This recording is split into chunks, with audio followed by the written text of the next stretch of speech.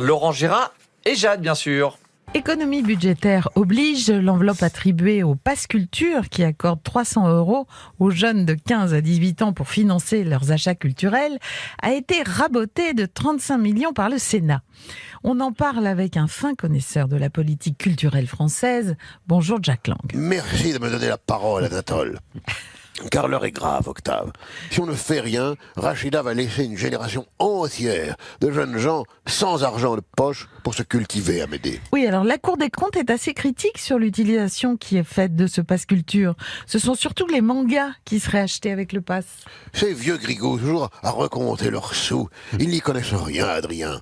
Et Rachida Dati non plus. On m'a rapporté une scène affligeante, où on lui a présenté le manga culte Dragon Ball. Figurez-vous qu'elle a commencé à le lire à l'endroit. Alors que tout le monde sait que ça se lit à l'envers, Norbert. Oui, c'est sûr. Alors forcément, elle n'a rien compris à l'intrigue palpitante. Mais le pire, c'est qu'elle a trouvé que les personnages avaient de trop grands yeux et qu'ils étaient mal coiffés. Elle n'est pas habituée, tout ça. Et bien entendu, quand on lui a appris que c'était remboursé par le Pass Culture, elle s'est écriée « Mais qu'est-ce que c'est que cette merde ?» On n'a pas filé 300 balles à nos gamins pour qu'ils achètent ces saloperies japonaises, alors qu'il n'y a personne à la rétrospective Jacques Faisan.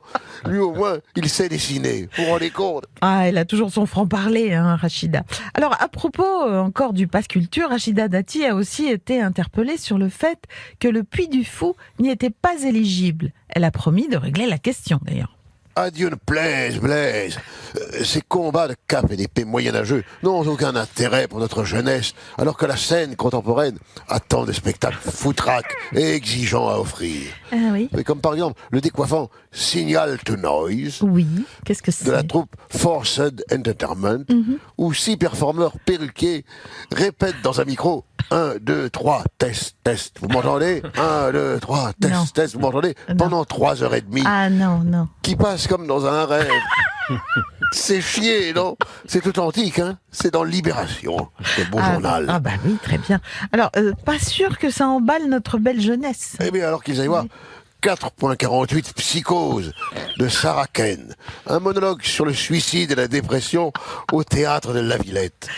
Ça donne envie. Hein. Ou bien alors, Racine carrée du verbe être, de Wajdi Mouawad, au théâtre de la Colline. Oui. Une pièce hyper réaliste sur une famille libanaise victime de l'explosion de 2020 à Beyrouth. Alors un peu de curiosité, les ados.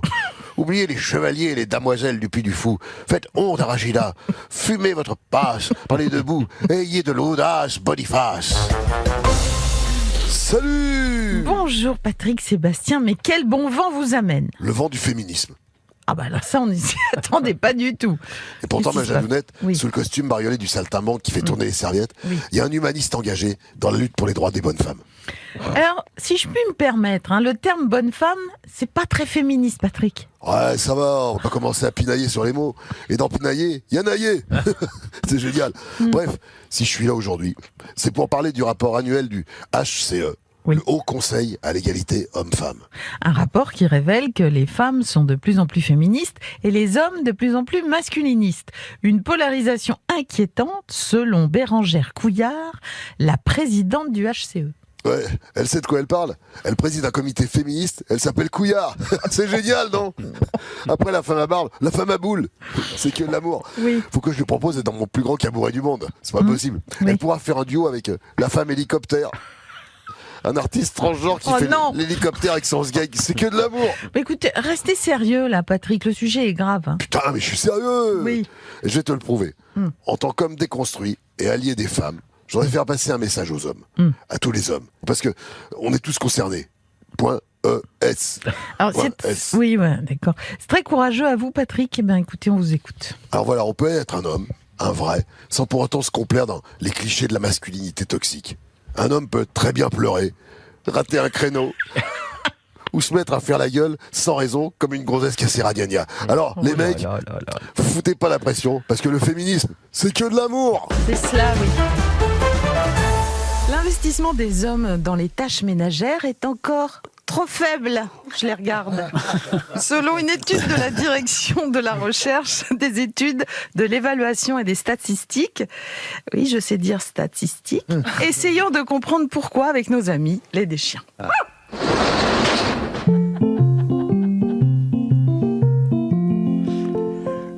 3615, code qui n'en veut des tâches ménagères, avec aujourd'hui mon gars Bruno Lochet, à qui je pose directement la question qui fâche. Attention mon Bruno, est-ce que tu partages les tâches ménagères avec Madame Lochet à la maison?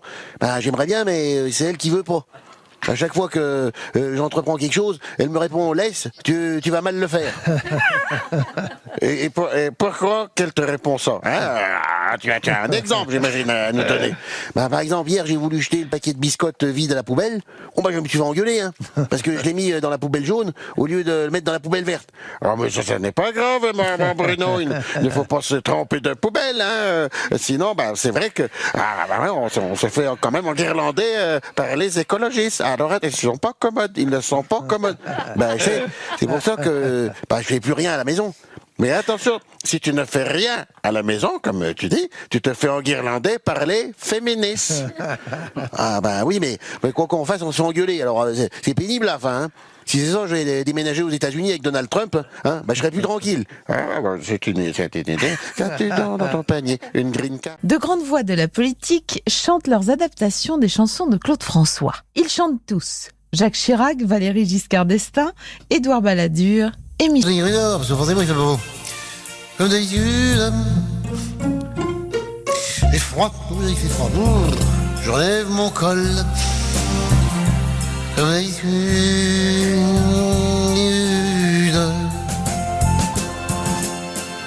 Jean-Marie Le Pen pour une chanson haute en couleurs. Petite chanson qui va vous rappeler aussi des souvenirs.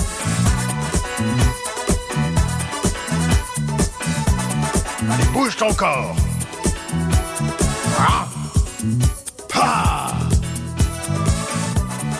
Et enfin, Nicolas Sarkozy se souvient.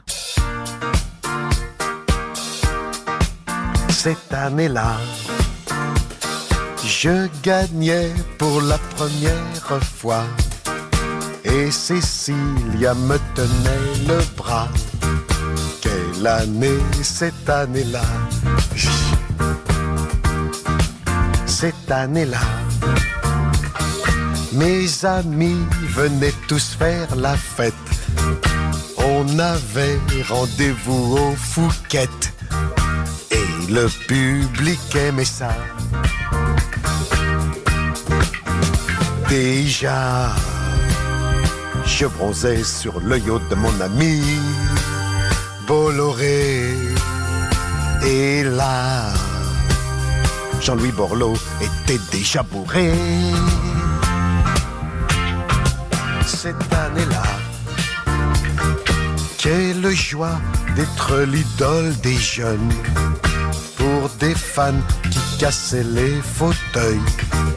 Plus j'y pense et moins j'oublie.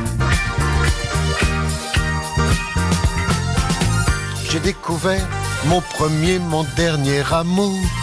Le seul, le grand, l'unique, et pour toujours, Carlita. Cette année-là, on prenait pour 5 ans de Fillon. Et les Grecs nous la mettaient dans le fion. Oh, quelle année, cette année-là. C'était hier, mais aujourd'hui rien n'a changé. C'est le même merdier qui ce soir recommence encore. Oui, c'est vrai. C'était l'année 2007. C'était l'année 2007. Je m'en souviens, c'est quand j'ai été élu alors.